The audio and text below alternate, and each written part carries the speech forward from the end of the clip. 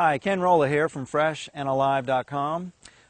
We get questions. Oh boy, do we get questions! And so I'm going to answer them. Today we've got a question about our rest shield device. For those of you that aren't familiar with it, it's a little pyramid-shaped device about 6 inches high that has a powered scalar wave generator circuit in it, and it generates what are known as scalar waves and scalar field that emanates out about 20-foot radius, and it has various benefits to living organisms. De-stresses living organisms. It gets people into deep sleep states and animals. It actually slows the brainwave states down when you go to bed at night, and actually while you're awake it will actually not make you sleepy, but it will de-stress you and relax you and make you feel more calm. It also protects against EMF. But when you go to sleep at night, then it will allow your brainwave cycles to get into the deepest brainwave states of delta and theta and gamma brainwave cycles, which we normally these days are not getting into because of Wi-Fi and cell phones and all the man-made EMF on the planet. It's everywhere. It's ubiquitous with cell phone towers and radar installations, military installations. There's just an ungodly amount of EMF on this planet now. And so what that's doing at a low level is it's stressing our brains and our nervous systems and our cells at a cellular level, and all living organisms are being affected at cellular level, whether it's microbes or plants or animals or people. They're all being affected by this low level of EMF. Well, so I developed this device based on a lot of different people's technology that will put you in this bubble that pulses at a pulse rate that the Earth's atmosphere is supposed to be pulsing at but no longer does. And that pulsing is called the Schumann resonance, and it's created by energy coming down from space, cosmic radiation, solar radiation, lightning, various types of energy. They come down, strike the surface of the Earth, they bounce back up, and they hit the ionosphere, and they just continually are bouncing back and forth between the ionosphere and the surface of the Earth. Well, that pulsing occurs, it's supposed to be occurring at about 7.86 cycles per second. That's known as the Schumann resonance, named after a man named Schumann. And that pulsing, because of all the man-made EMF and other natural phenomenon coming from space, it's accelerated to almost double of what it should be these days. And so everybody's being stressed at a low level. All living organisms are being stressed at a low level. And that's why you see weaknesses in plants and even in fermented foods and things. So this rest shield device puts out a field that pulses at that old frequency, and when you do biological measuring of indicators in the body, you can see that the body de-stresses at a very deep level, and the brainwave states slow down, and when you go to sleep at night, you get into deep sleep. So that's what this thing is. And so the question is there an optimal place to put this rest shield pyramid? Is it better to be above it, below it, or at the same level height-wise? Would it be better to place it under my bed? Also, well, we'll get to this question next. So let's get to the first questions of, should you put it underneath your bed?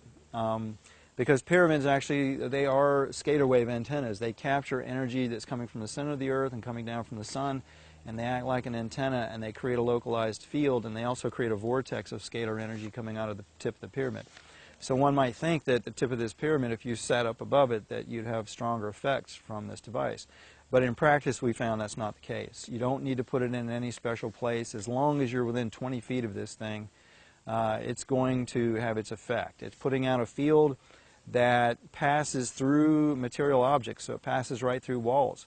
So let's say you've got it in an upstairs bedroom. It's going to pass through the walls and the ceiling and the floors, and it's going to affect people below you. If you're in an apartment building and you put it up next to a wall of your neighbors, it's going to affect them in a positive way. It'll help them with sleep. It'll help protect them against EMF pollution. And when I say EMF pollution, I mean electromagnetic frequency pollution, man-made electromagnetic radiation from Wi-Fi, cell phones, microwave ovens, all kinds of things.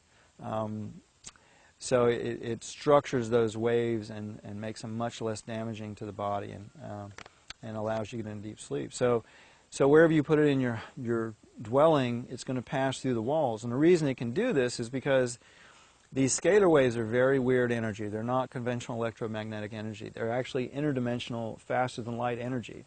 And we've been told that energy can't go faster than the speed of light, that nothing can go faster than the speed of light. Well, that's not true.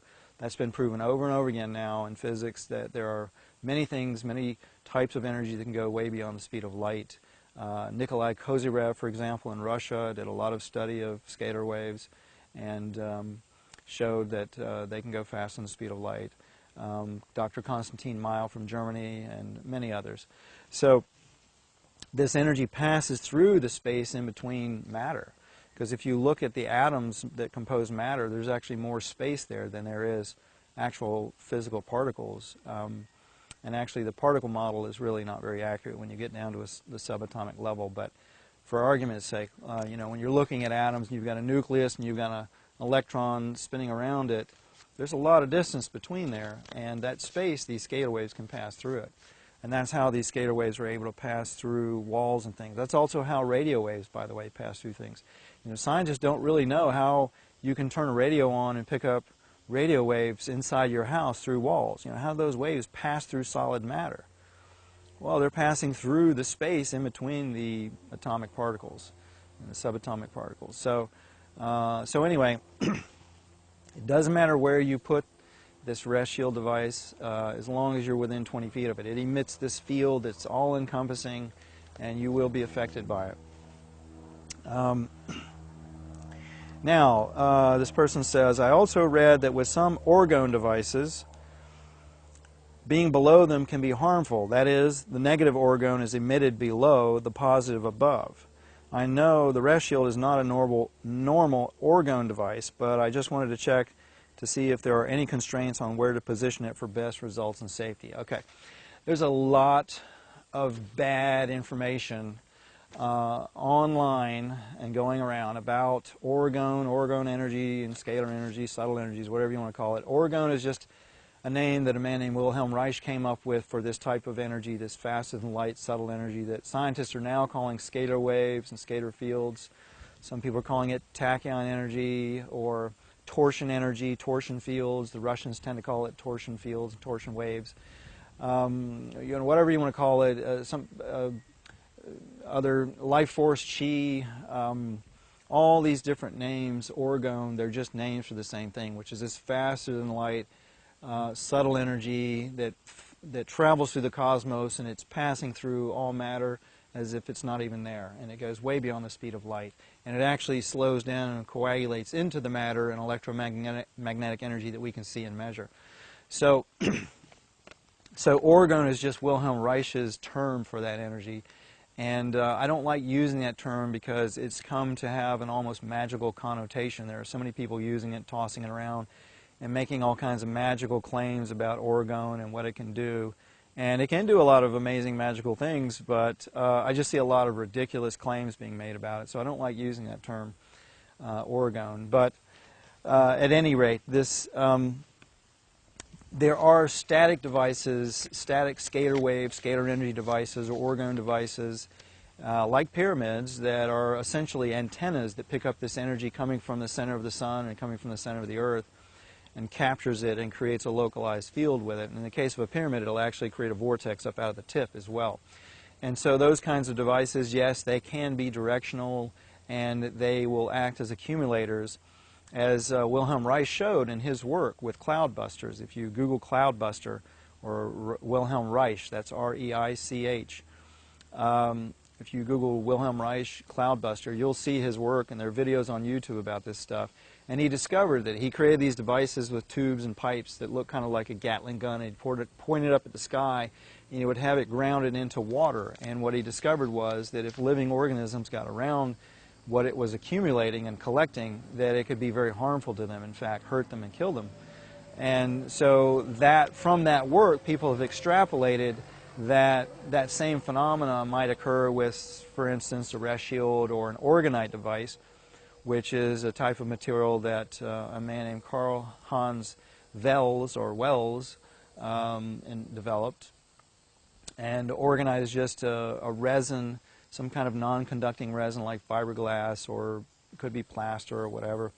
And you put crystals and metal powders or shavings into it, and that will create a scalar field. And if you structure it into a pyramid shape, it can create scalar waves. Well, those devices, because they're static, they're actually acting as an antenna, capturing that energy coming from the sun and the earth. And yes, they can ground negative energies depending on how that device is shaped.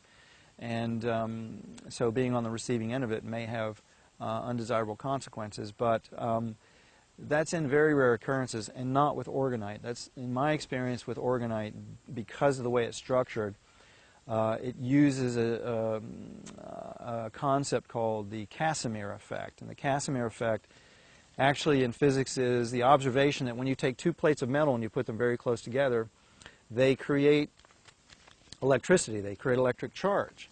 Well, they also create scalar waves. And so if you take metal plates and put them very close together inside of a non-conducting substrate like fiberglass resin, like people are doing with orgonite, then what you do is you create scalar waves. And if you add crystals into the mixture, then you strengthen the scalar wave activity, because crystals also put out scalar waves.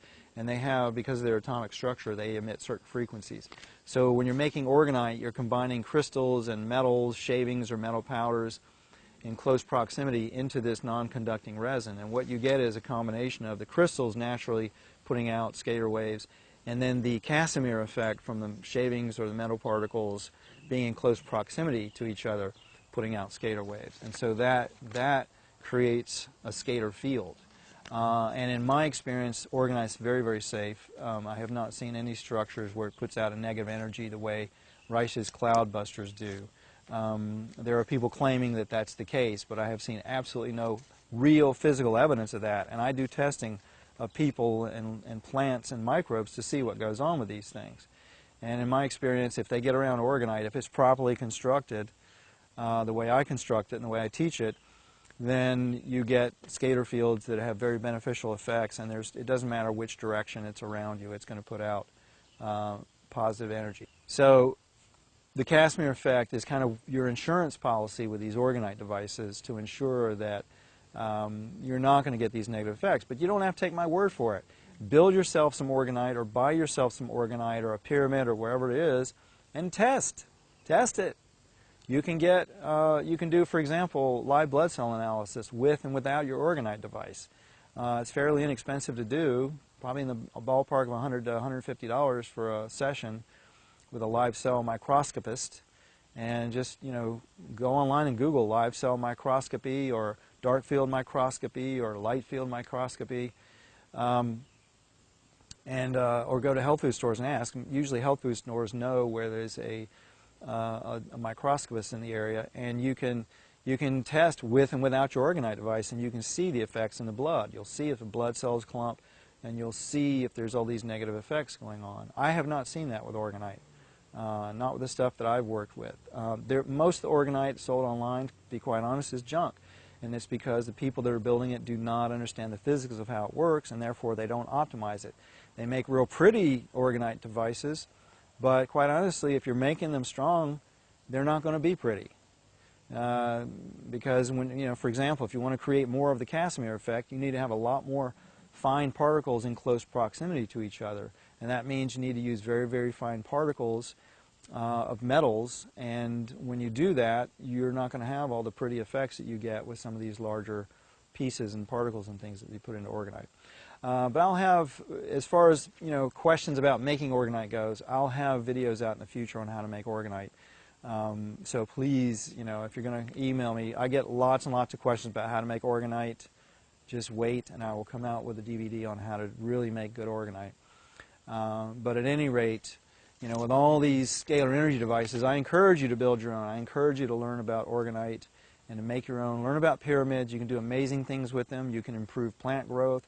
You can de-stress yourself. You can protect yourself against EMF.